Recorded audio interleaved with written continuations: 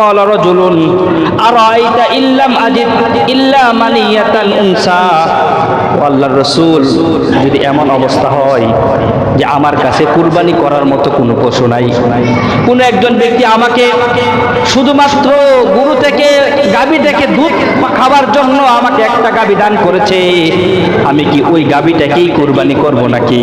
আল্লাহর রাসূল বলেন, না, এমন গাভী তোমার কুরবানি করার দরকার নাই। যেহেতু তোমার উপর কুরবানি ওয়াজিব হয় নাই, তাহলে তোমার কুরবানি করার দরকার নাই। তোমরা চারটা কাজ করবে। এক নম্বর হলো তোমাদের চুলগুলোকে কাটবে না, তোমাদের চুলগুলো কুরবানির দিন কাটবে। তাখুযু মিন শা'রিকা, তোমরা তোমাদের চুলগুলোকে কুরবানির দিন কাটবে। আর কি করবে? ওয়া তুকাল্লিমু আসফারিকা, তোমাদের নখগুলোকে কাটবে। ও তাকুসু শারিবাকা, এবং তোমাদের মুছগুলোকে ছোট করবে। ওয়া তাহলিকু আনাতা, এবং তোমাদের অবাঞ্ছিত পশমগুলোকে ঈদের দিন কাটবে।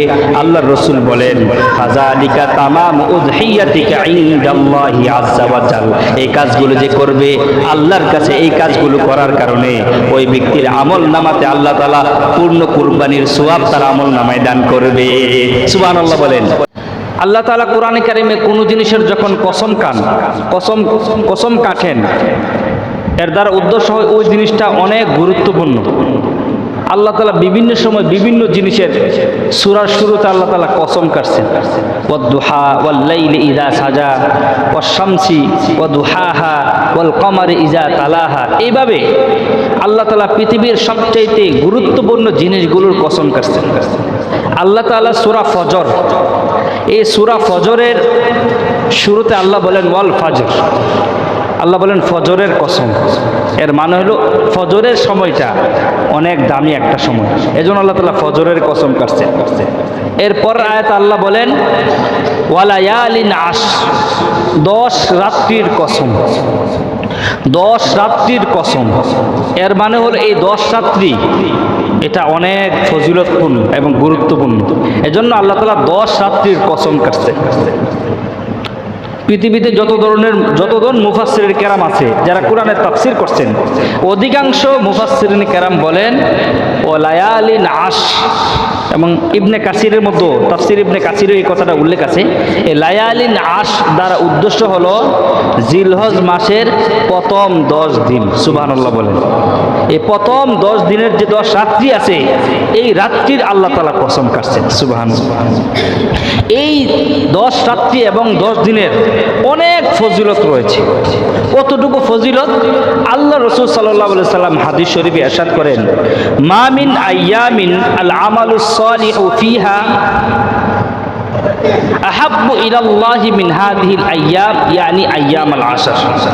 আল্লাহ রাব্বুল আলামিনের কাছে যত দিন আছে, যে দিনগুলোতে মানুষ নেক আমল করে, এই সমস্ত নেক আমলের যে দিনগুলো আছে, আল্লাহর কাছে সবচাইতে প্রিয় দিনগুলো হলো জিলহজ মাসের প্রথম 10 দিন। সুবহানাল্লাহ বলেন। একটু চিন্তা করেন, আল্লাহর কাছে সবচাইতে প্রিয় এই 10 দিন। সাহাবী প্রশ্ন করছেন, ইয়া রাসূলুল্লাহ ওয়ালাল জিহাদু ফি সাবিলিল্লাহ, আল্লাহর রাস্তার জিহাদ করা এটার চাইতেও কি জিলহজের প্রথম 10 দিন আল্লাহর কাছে প্রিয়? আল্লাহ রাসূল বলেন ওয়ালাল জিহাদু ফি সাবিলিল্লাহ, হ্যাঁ, জিহাদের চাইতেও আল্লাহর কাছে জিলহজের প্রথম 10 দিনের আমল আল্লাহর কাছে প্রিয়। সুবহানাল্লাহ বলেন। একটু চিন্তা করুন, জিহাদ, ইসলামে জিহাদের কত মর্যাদা। আল্লাহ রাসূল বলেন জিহাদের চাইতেও আল্লাহর কাছে প্রিয় এই জিলহজের প্রথম 10 দিন। সুবহানাল্লাহ। তখন আল্লাহ রাসূল বলেন, হ্যাঁ, তবে যদি কোনো ব্যক্তি রজুলুন, কোনো ব্যক্তি সে তার জান মাল নিয়ে যদি আল্লাহর রাস্তায় বের হয়ে যায়, এরপরে সে তার জীবনকে আল্লাহর রাস্তায় কুরবান করে দেয়, এটার মাসালা ভিন্ন, এটার মর্যাদা অনেক বেশি। এছাড়া সাধারণত জিহাদের চাইতেও আল্লাহর কাছে এই জিলহজের প্রথম 10 দিনের মর্যাদা আল্লাহর কাছে বেশি। সুবহানাল্লাহ। এই জিলহজের প্রথম 10 দিন আমাদের সামনে আসতেছে, এজন্য এই মাসটাকে, এই মাসের প্রথম 10 দিনকে গুরুত্ব দেওয়ার চেষ্টা করা আল্লাহর কাছে অনেক প্রিয়। আল্লাহর কাছে যে দিনগুলো প্রিয়, তাহলে আমাদের উচিত না এই দিনগুলোর প্রতি খেয়াল করা, এই দিনগুলোকে ভালোভাবে কাটানো? এই দিনগুলো তো আমাদের করণীয় কাজ। এই 10 দিন, জিলহজের 1 তারিখ থেকে নিয়ে 10 তারিখ পর্যন্ত আমাদের 10টা করণীয় কাজ আছে। 1 নম্বর কাজ হলো জিলহজের চাঁদ ওঠার আগে আগে আমাদের হাতের নখ, আমাদের মাথার চুল, গোঁফ, অবাঞ্ছিত যত পশম আছে এগুলোকে আমরা কেটে ফেলবো। এটা আমাদের 1 নম্বর কাজ। এটা 2 শ্রেণীর লোক হয়। একটা হলো যারা কুরবানি করবেন তাদের জন্য এই আমল, আর একটা হলো যারা কুরবানি করবেন না তাদের জন্য এই আমল। সুবহানাল্লাহ বলে। আল্লাহ রাসূল সাল্লাল্লাহু আলাইহি সাল্লাম হাদিস শরীফে ইরশাদ করেন, আন উম্মে সালামাতা রাদিয়াল্লাহু তাআলা আনহা ক্বালাত আন্নান নবিয়্য সাল্লাল্লাহু আলাইহি ওয়াসাল্লাম, হযরত উম্মে সালামা রাদিয়াল্লাহু তাআলা আনহা থেকে বর্ণিত, তিনি বলেন রাসূল সাল্লাল্লাহু আলাইহি সাল্লাম বলেছেন, ইযা রাআইতুম হিলালা জিলহজ্জা, তোমরা যদি জিলহজের চাঁদ দেখো, ইযা রাআইতুম, যদি তোমরা দেখো, হিলালা জিলহজ্জা, জিলহজের চাঁদ, ও আরাদা আহাদুকুম আইয়ুদাহিয়া, এবং তোমাদের কেউ যদি ইচ্ছা করে সে কুরবানি করবে এই বছর, তাহলে ফালইউমসিক আন শা'রিহি ওয়া আসফারিহি, আল্লাহ রাসূল বলেন সে যেন তার চুলগুলোকে না কাটে, সে যেন তার নখগুলোকে না কাটে। সুবহানাল্লাহ বলেন। তাহলে আমরা যারা কুরবানি করব, যারা নিয়ত করছি যে আমি আমার পক্ষ থেকে আল্লাহর জন্য কুরবানি করব, আমার স্ত্রীর পক্ষ থেকে কুরবানি করা হবে, আমার সন্তানগুলোর পক্ষ থেকে কুরবানি আমরা করব, এরকম এখন থেকে আমরা একটা প্রিপারেশন নিয়ে নিছি না, কে কে আমরা কুরবানি করব, কার কার পক্ষ থেকে আমরা কুরবানিটা দিব। আমাদের সমাজে এখানে একটা ভুল শব্দ উল্লেখ করি, আমরা বলি যে অমুকের নামে কুরবানি দিব, এটা বলি কি না? 7 নামে, 3 নামে, 4 নামে এটা বলি। আসলে এটা শুদ্ধ কথা না।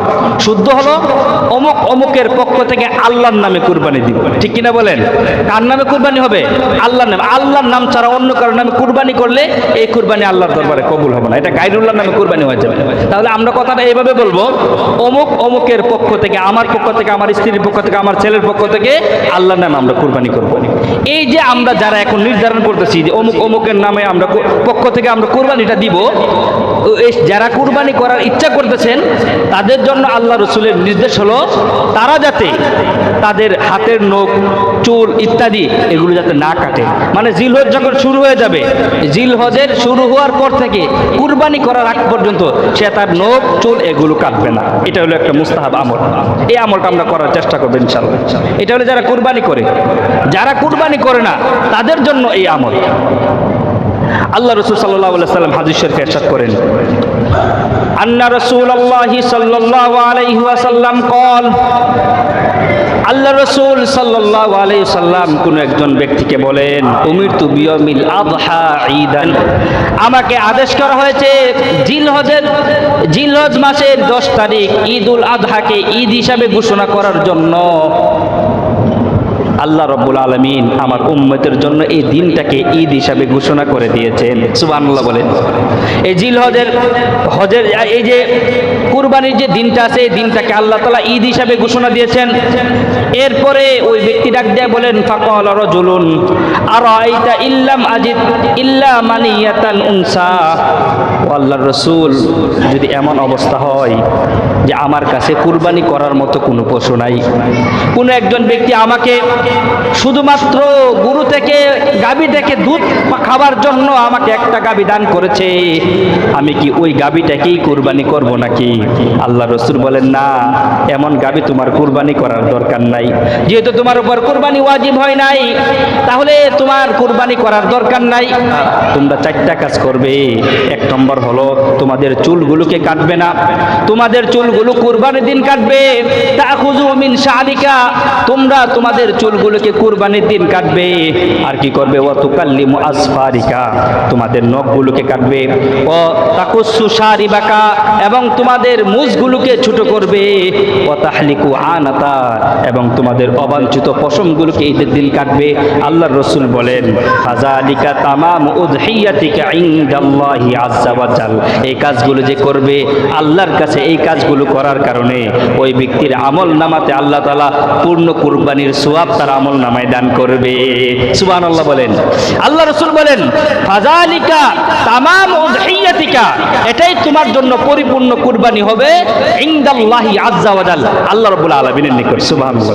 তাহলে আমরা যারা কুরবানি করার সক্ষমতা নাই, আমাদের এরকম সম্পদ আমাদের নাই, আমরা কুরবানি করতে পারবো না, তারাও জিলহজ মাস আসার আগে আগে আমরা আমাদের নখ চুল অবাঞ্ছিত পশম এগুলো কেটে নিব। এটা আগামী সোমবার আগে আগে করতে হবে। সোমবার মাগরিবের আগ থেকে মাগরিবের আগ পর্যন্ত এই সময়টা আছে। আজকে শুক্রবার, শনি, রবি, সোম, এই 3 দিন সময় আছে। এই 3 দিন সময়ের মধ্যে আমাদের চুল নখ অবাঞ্ছিত পশম আছে, এগুলো আমরা কেটে নিব। এই হাদিসের আলোকে উলামায়ে কেরাম বলেন ছোট ছোট বাচ্চা যারা আছে তাদেরও চুল নখ ইত্যাদি এগুলো আগে থেকে কেটে নেওয়া হবে। এরপরে জিলহজ মাস যখন শুরু হয়ে যাবে এগুলো আর কাটা হবে না। সুবহানাল্লাহ বলেন। এই আমলগুলো আমরা করার চেষ্টা করবো ইনশাআল্লাহ। 1 নম্বর কাজ। 2 নম্বর কাজ হলো, যেহেতু আল্লাহর কাছে এই দিনটা, এই দিনগুলো আল্লাহর কাছে অনেক প্রিয় এবং পছন্দনীয়, এজন্য আমরা বেশি বেশি করে এই দিনগুলোতে নফল ইবাদত বন্দেগী করার চেষ্টা করবো। ইবাদত বন্দেগী বেশি বেশি নফল নামাজ পড়া, নফল নামাজ যত পড়তে পারি, কারণ আল্লাহর কাছে এই দিনগুলো প্রিয়। এই প্রিয় দিনগুলোতে যদি আমি নফল বন্দেগী করি, আল্লাহ এটাকে বেশি পছন্দ করবেন। 3 নম্বর, আমরা এই দিনগুলোতে একটু বেশি বেশি করে জিকির আজকার করব। জিকির করা, আলা বিযিকরিল্লাহি তাতমাইন্নুল কুলুব। আল্লাহ তাআলা বলেন যে জিকির হলো ঈমানদারদের অন্তরকে প্রশান্ত করে। সুবহানাল্লাহ বলেন। আজকে আমরা জিকির ছেড়ে দিয়েছি, জিকির করি না। জিকিরের বিরুদ্ধে কত কথা, জিকির এই না সেই না, এটা জিকির ভালো না, ওইটা ভালো না, যেটা ভালো আপনি সেটাই করেন, যেটা বলে সেটাই করেন। জিকিরের মধ্যে সর্বোত্তম জিকির হলো লা ইলাহা ইল্লাল্লাহ, আর আফজল জিকির হলো কোরআন কারীমের তেলাওয়াত করা। আপনি কোরআন কারীমের তেলাওয়াত করেন, এটাও জিকির হবে। লা ইলাহা ইল্লাল্লাহর জিকির করেন, জিকির হবে। আল্লাহ আল্লাহ জিকির করেন, জিকির হবে।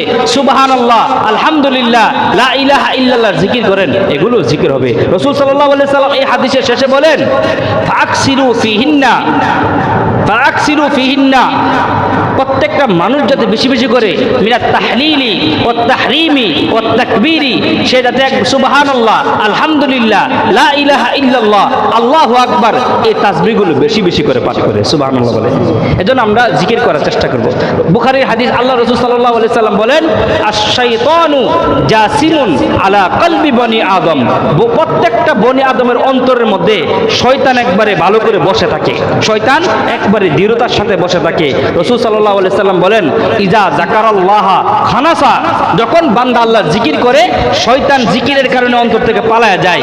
ওই যা গাফালা ওয়াসওয়াসা, আর যে ব্যক্তি জিকির না করে গাফলতির মধ্যে থাকে, উদাসীনতার মধ্যে থাকে, রাসূল সাল্লাল্লাহু আলাইহি সাল্লাম বলেন ওয়াসওয়াসা, শয়তান তখন তার নফসের মধ্যে ওয়াসওয়াসা দিতে থাকে। নাউযুবিল্লাহ মিন যালিক। এজন্য এই দিনগুলোতে আমরা জিকির আজকার করার চেষ্টা করব। 4 নম্বর কাজ হলো, যেহেতু আল্লাহর কাছে এই দিনগুলো অনেক প্রিয়, আমাদের উচিত এই দিনগুলোতে আল্লাহর রাস্তায় একটু বেশি খরচ করা। আল্লাহ আপনাকে ধন সম্পদ দিয়েছে, মসজিদ মাদ্রাসা এতিম অসহায় অনেক মানুষ থাকে, তাদেরকে আমরা দান করার চেষ্টা করব। দান এটা আল্লাহর কাছে অনেক প্রিয় একটা আমল। দান মানে হলো আপনি আল্লাহর কাছে খরচ দিলেন, ঋণ দিলেন, আল্লাহ এই ঋণটা আপনাকে পুনরায় ফিরিয়ে দিবে। কখন দিবে? আল্লাহ তাআলা দুনিয়াতে দিবেন না, দুনিয়াতে আল্লাহ তাআলা এগুলোর প্রতিদান দিবেন, কিন্তু আখিরাতে আল্লাহ তাআলা এটার পুরো প্রতিদান এটাকে 700 গুণ বাড়াইয়া আল্লাহ তাআলা আপনাকে দিবেন। সুবহানাল্লাহ। এজন্য আমরা এই দিনগুলোতে একটু বেশি বেশি করে দান করার চেষ্টা করব। 5 নম্বর, যেহেতু এই দিনগুলো আল্লাহর কাছে অনেক প্রিয়, আমরা এই দিনগুলোতে গুনাহ থেকে বেঁচে থাকার চেষ্টা করব। জিলহজ সবসময় তো গুনাহ থেকে বেঁচে থাকতে হবে, বিশেষ করে এই দিনগুলো আল্লাহর কাছে প্রিয় দিন। আল্লাহর প্রিয় দিনগুলোতে যদি আপনি নাফরমানি করেন, আল্লাহর কাছে এটা বেশি খারাপ লাগবে, কষ্ট লাগবে। এজন্য আমরা এই জিলহজের প্রথম 10 দিনে আমরা গুনাহ থেকে বিরত থাকার চেষ্টা করব। 6 নম্বর, আন্তরিকভাবে আল্লাহর কাছে তওবা করা, এটাও এই জিলহজ মাসের একটা করণীয় কাজ। আল্লাহর কাছে তওবা করা, আল্লাহ অনেক ভুল করে ফেলেছি, এই জিলহজ মাস আপনার কাছে প্রিয় মাস, আপনার কাছে এই 10টা দিন প্রিয় দিন, আমরা এই দিনে আপনার কাছে কায়মুন বাক্যে তওবা করতেছি, আল্লাহ আপনি আমাদের গুনাহগুলোকে ক্ষমা করে দেন। এইভাবে আমরা তওবা করব। এরপরে 7 নম্বর, যাদের সামর্থ্য আছে সামর্থ্য অনুযায়ী হজ পালন করার চেষ্টা করা। যারা হজ পালন করার নিয়ত করছে তারা তো চলেই গেছে, যেহেতু জিলহজ মাস থেকে হজের বিধিবিধান শুরু হয়। এর জন্য যাদের সামর্থ্য আছে ওনারা কি করবেন? আল্লাহর রাস্তায় হজ করবেন। 8 নম্বর, এই 9 দিন জিলহজের 1 তারিখ থেকে নিয়ে 9 তারিখ পর্যন্ত এই 9 দিন রোজা রাখার চেষ্টা করা। রাসূল সাল্লাল্লাহু আলাইহি সাল্লাম এই 9 দিন রোজা রাখতেন। কানা রাসূলুল্লাহি সাল্লাল্লাহু আলাইহি ওয়াসাল্লাম ইয়াসুমু তিসআ জিল হজ্জা। রাসূল হাদিস শরীফে আছে রাসূল সাল্লাল্লাহু আলাইহি সাল্লাম পুরা 9 দিন জিলহজের 9 দিন আল্লাহ রাসূল রোজা রাখতেন। সুবহানাল্লাহ বলেন। আল্লাহ রাসূল 4টা কাজ কখনোই ছাড়তেন না। 4টা কাজ আল্লাহ রাসূল কখনোই ছাড়তেন না। আরবাউন লাম ইয়াকুন ইয়াদাহুন্নাল্লাহ হুন্নান নবী সাল্লাল্লাহু আলাইহি সাল্লাম। রাসূল সাল্লাল্লাহু আলাইহি সাল্লাম 4টা কাজ কখনোই ছাড়তেন না। এর মধ্যে 1 নম্বর সিয়াম আশুরা, আশুরার দিনের রোজা। 2 নম্বর ওয়াল আশার, জিলহজের প্রথম 10 দিনের রোজা। 3 নম্বর ওয়া সালাসাতু আইয়ামিন মিন কুল্লি শাহরিন, প্রত্যেক মাসে 3 দিন রোজা আল্লাহ রাসূল রাখতেন। 13, 14, 15 তারিখে রোজা রাখতেন। এরপরে 4 নম্বর ওয়া রাকাআতাইনি ক্বাবলাল গাদা, ফজরের আগের 2 রাকাত সুন্নত, এটা আল্লাহ রাসূল কখনোই ছাড়তেন না। এই 4টা কাজ আল্লাহ রাসূল করতেন। এর মধ্যে একটা হলো জিলহজের প্রথম দশকে আল্লাহ রাসূল 9 দিন লাগাতার রোজা রাখতেন। তাহলে আমরা চেষ্টা করব এই 9 দিন রোজা রাখা, অথবা মহিলাদেরকে বলবো ওনারা যাতে রোজাটা রাখে। যদি 9 দিন না পারি, যতদিন পারি ততদিন। 9 দিনের মধ্যে আপনি 5 দিন পারলেন 5 দিন রাখেন, 3 দিন পারলেন 3 দিন রাখেন, 2 দিন পারলেন 2 দিন রাখেন। কমপক্ষে 1 দিন হলে রাখার চেষ্টা করেন। সেটা হইল আরাফার দিনের রোজা। আরাফার দিনের, জিলহজের 9 তারিখ তো আমাদের আরাফা। এই আরাফার দিনে রোজাটা রাখার চেষ্টা করবেন। এটা প্রত্যেকে চেষ্টা করবেন। রাসূল সাল্লাল্লাহু আলাইহি সাল্লাম হাদিস শরীফে ইরশাদ করেন, সিয়ামু ইয়াউমি আরাফাতা আহতাসিবু আলাল্লাহ আই ইউকাফিরা সানাতাল্লাযী ক্বাবলাহু ওয়া সানাতাল্লাযী বা'দাহু। আল্লাহ রাসূল বলেন, যেই ব্যক্তি আরাফার দিবসের রোজা রাখলো, আল্লাহ তাআলা পূর্বের 1 বছরের গুনাহ, ভবিষ্যতের 1 বছরের গুনাহ আল্লাহ তাআলা ক্ষমা করে দেন। সুবহানাল্লাহ। এজন্য আমরা কমপক্ষে একটা রোজা তথা আরাফার দিনে রোজা রাখার চেষ্টা করব। এই হলো আমাদের 8 নম্বর কাজ। 9 নম্বর কাজ হলো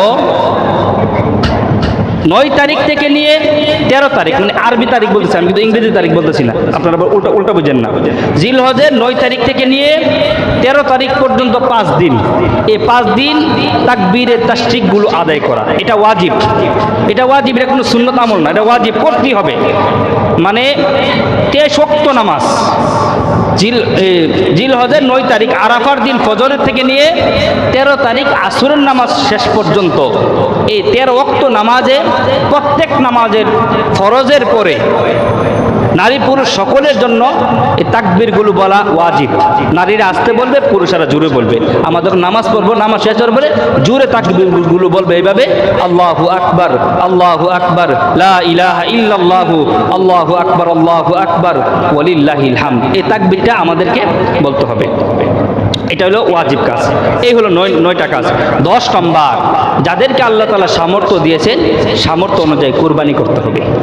কুরবানি যাদের উপর ওয়াজিব, যার কাছে এই প্রয়োজন অতিরিক্ত, তার নিত্য প্রয়োজনীয় যতটুকু খরচ আছে এটা বাদ দিয়ে অতিরিক্ত যদি কারো কাছে 1,70,000 মতো টাকা থাকে, গত বছর এটা ছিল মাত্র 70,000 টাকা।